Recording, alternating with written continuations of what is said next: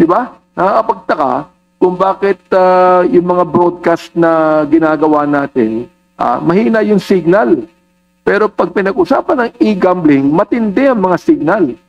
Paki-explain nga sa amin, di ICT, sapagkat problema nyo yan eh.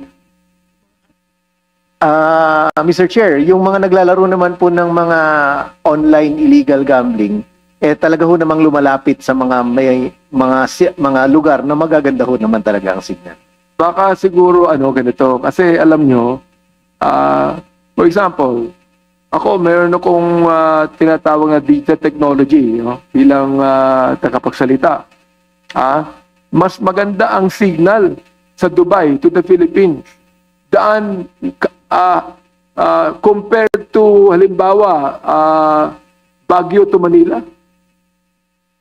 So ibig sabihin, mas maganda kung yung isabong, for example, ang nagmamay-ari overseas, hindi Pilipino. Sapagkat mas maganda yung signal. Partially true po. Pero kung dito naman po kasi nire-receive ang signal na yan sa Pilipinas, it will be limited by the strength of our telcos naman po. Well, that is the big challenge you have, the ICT, no? Ay kinakailangan, magagaling kayo dyan, kinakailangan magtulungan na tayo dito. The Congress can help and you can also help na talagang masolusyonan natin ang problemang ito. Now, go ahead. Definitely po, kailangan namin ng tulong po ng Kongreso. Yes. And salamat po sa pagtukoy po sa suliranin pong ganun. Salamat. Pero na ng konektadong Pinoy na mismong si Secretary ang may niyan, di ba? I mean, now you are welcoming about how many? 1,000 na nag-a-apply ng mga providers na maliliit? O baka na naman ng ibang provider niyan, sa isabong na naman magagaling yan o sa online gambling? I'm sure, Mr. Chair, that the Secretary will be very circumspect po sa screen ng mga... We will talk more about that. No? Ngayon, ito naman, DOJ, IAS, Napulcom, si IDG. Alam nyo, totoo lang, iba yung nababasa ng taong bayan sa pahayagan sa mga inyong testimony ngayon eh. Di ba? Now, you mentioned about what? 62 na mga tao as a cruise. At sino yung mga 62 yun? That you filed charges to or what? As a cruise? Your Honor, I do not have the official document with me today. But you estimate how many? To your knowledge? as mentioned by the CIDG Director, there are 62 persons who are respondents on these cases. O CIDG. O pakisagot nga, 62 respondents on this case. So how do you answer that?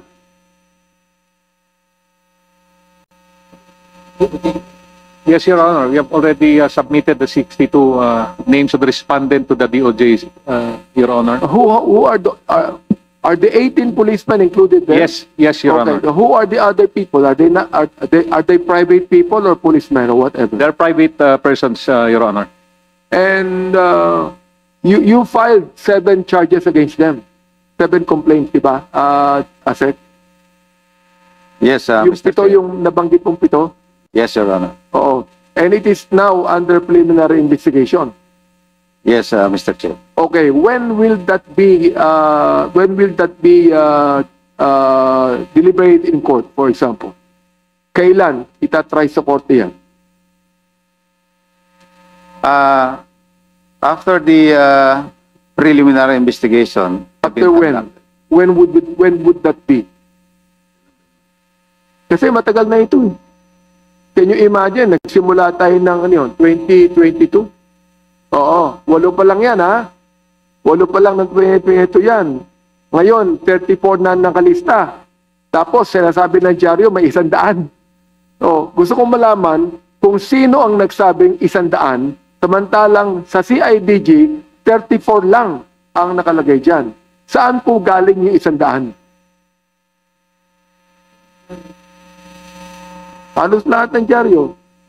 nakalagay 100. So we would like to find out, saan po ba nanggaling yung 100? Ngayon, ang taong bayan makakaalam yan, 34 lang ang nakalista sa inyo. Si IBJ, pakisagot mo nga muna. Yes, Mr. Chair. Insofar as the PNP is concerned, yung mga complainants na lumapit sa amin, sir, 34 ang nabanggit nila na missing, sir. So yun yung pinail namin na kaso, sir. Okay. So officially, sir, 34 lang yan. po ang missing. Yes. Hindi Mr. Chair. 100.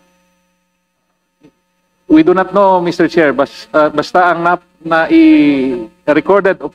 recorded sa amin, sir, 34. Gusto ko missing mo persons, sabihin sir. sa ating mga nanonood, mga taong bayan, ha? We already have 34 in the list, di ba? Now, I would like to ask the Coast Guard, no? Nabanggit mo kanina, you already made 50 incursions to the Taal Lake, di ba? So, ilan na ba ang nahukay nyo sa Taal Lake? Yung sa sir, sa recovery sir, pag nakuha namin kasi in-evaluate di naman kami ang umahawak sir nung tini-turn over namin sir yung kostoy pag-ahon sir ng technical divers namin.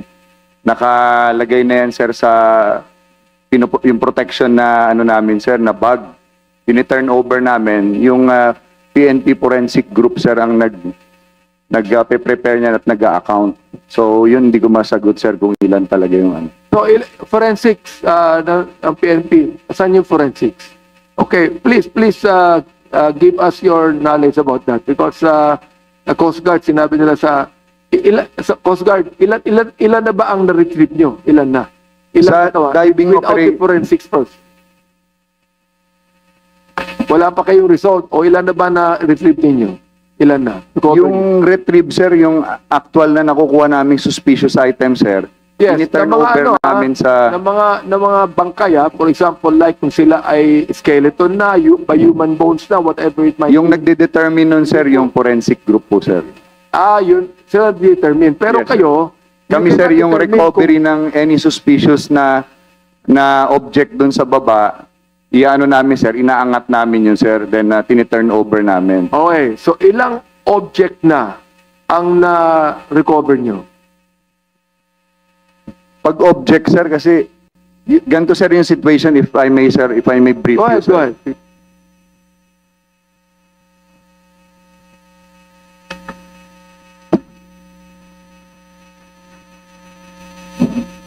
We'd like to also welcome the arrival of Congressman Piñon with minority. Go ahead, go ahead. In the span of, as I've mentioned kanina, sir, we've been doing the underwater diving operation for 50 days already, sir. Sustained yun, sir. But, of course, may mga gaps kami dun, sir, because of weather condition. Ilang beses tayong tinamaan, sir, ng bagyo, eh. Then, there are also times dun, sir, pa nag-ooperate kami. Ang situation sa baba, sir, ang divers natin, sir, ang maximum depth, sir, almost 80 plus feet. Ang dinadive na, kaya sir, ang ginagamit na tangke ng tropa natin, sir, mixed gas na yan. We're using nitrox para makatagal yung diver natin sa boto magtrabaho. Now, we are also using, sir, ROB. Pero, of course, ang ROB, sir, pag ganun ka-murky, sir, hindi mo rin, sir, makakapa eh. Wala naman senses, sir, ang ROB eh. So, yung makikita ng diver ng ROB natin, sir, binabalikan niya ng divers natin, sir.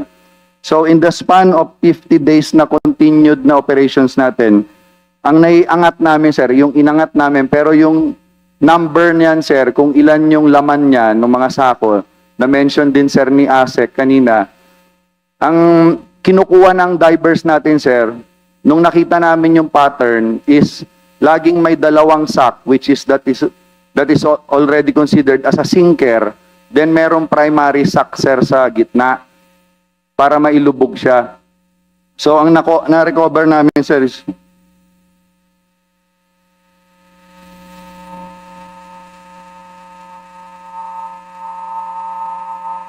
19 na sir, na underwater operations na may nakuha kaming object.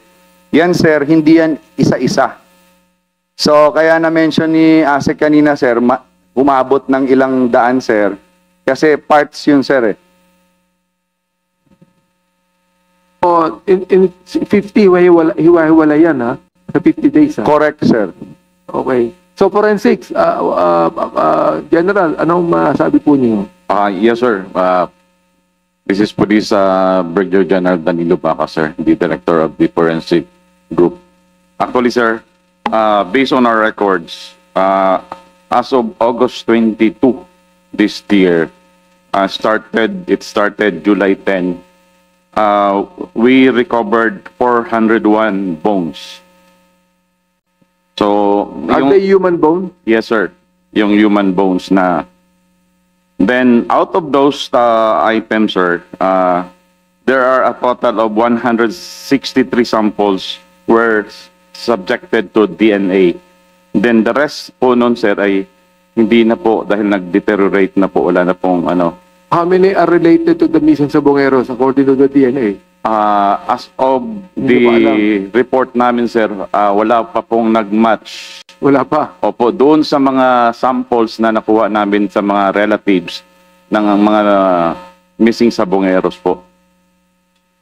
Or, wala rin kwenta Pero ongoing wala po rin yung kwenta aming yung mga examination. investigasyong ginagawa ng ating mga agency dito. Kung wala kayong makikitang any human bone that will actually implicate maisasama nyo sa missing sabongeros on the DNA basis you have, di ba? Yes, sir. Eh, magiging ano rin, magiging walang kwenta rin ng investigation nyo as a Cruz because of that. So, please, go ahead, Asen. With due respect, sir, sa inyong observation, I don't think so na hindi po ito mawawalang saysay. Kung matatandaan po natin, 34 po yung nawawala. At although we have reported that there are already 401 human skeletal remains or human bones have been recovered by the Philippine Coast Guard. Teka, Asen. Yes, sir. But you do not believe, meron ka pang salita, that you do not believe that all of those missing sabongeros tinapon doon sa Naal. Yes, Your Honor. Mayroong mga pagkakataon na nawawala sila and they were Opo. thrown somewhere else. Opo. Not only in Taal Lake. Opo. Meron na ba kayo nakita, ang CIDG for example, meron na ba kayo nakita na missing sabongero na tinapon sa ibang lugar, hindi lang sa Taal Lake? Sir, if I may, Go ahead, go if ahead. I may continue. Kasi po, when we compare DNA samples from the relatives, hindi po kasi lahat ng mga kamag-anak ng mga nawawalang sabongero ay nakipag-cooperate. Meron po kasing mga kamag-anak ng mga missing sabongeros ang napabalitang nagpabayad na. Kaya hindi po lahat ng mga relatives na kinakailangan namin, Ibig sabihin nagbabayad na. Nagpabayad, binayaran Opo. na.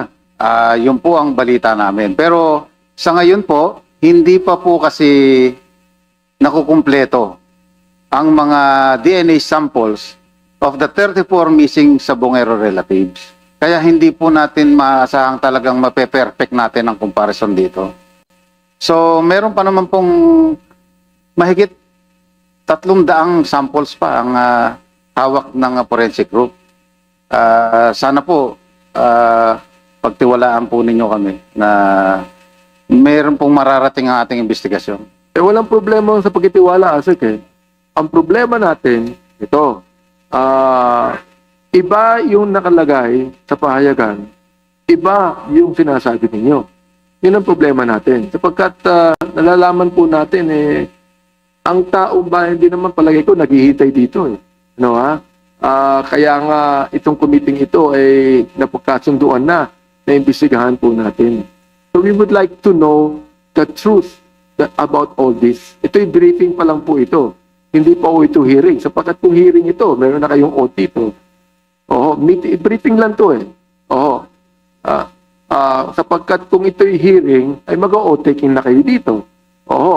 At ang gusto lang natin malaman dito, mga kapatid, sa paglilingkod, Ano ba talagang mangyayari sa investigation ito? For example, like, medyo sumingaw, ang sabi nyo, na meron ng mga binayaran ng mga biktima, ng mga mag-anak ng biktima. So, ilan na ba nabayaran? Sapagkat tatahimik na yan eh. Wala nang interest yan. Bayaran na sila eh. Kaya nga sinabi ko kanina, si IDG, sinabi ko kanina, may nabalita rin, na sumingaw din, na meron ng binayaran sa loob ng Philippine National Police tukol dito upang tumahimik na. Nawala na eh. In a short span of time, na ito'y nasa pahayagan ng ilang araw, biglang wala na eh. Wala na, as in wala na. Wala ka na makikita anumang balita eh. You see, yun po yung concern namin dito, Asek, Cruz, di ba? I mean, sa pagkitiwala, kinakailangan talaga magtiwala tayo eh. Di ba? Sapagkat kasama namin kayo sa paglilingkod eh. Oo. Pero kinakailangan lang po sa pagkitiwala natin ay ganito. Na sana naman eh, hindi manguna ang pera dito. Di ba? O tulad ng sinabi mo kanina, na nabayaran na yung ibang biktima, ibig sabihin, pera na ang namayani dyan, no? Kaya pag ang pera na namayani, di ba? Tapos na ang investigasyon. Tama ho ba ako, si IDG? Kayo nag-iimbestiga eh. Yes, sir. Tama po kayo. Pero I assure you, Mr. Chair, na yung yung aming commitment ay tuloy-tuloy. What kind of assurance and commitment can you give us? Personally, Mr. Chair, as Director of CIDG, I could, with all candor, tell you that I intend to finish this investigation hanggang At hindi ka kayang bayaran, correct? Hindi po ako kayang bayaran, Your Honor. Okay. Salamat, maraming salamat. Hindi under oath yan, hindi pa under oath yan. Maraming salamat. Ito po, meron pong tanong si Congresswoman dito sa inyo.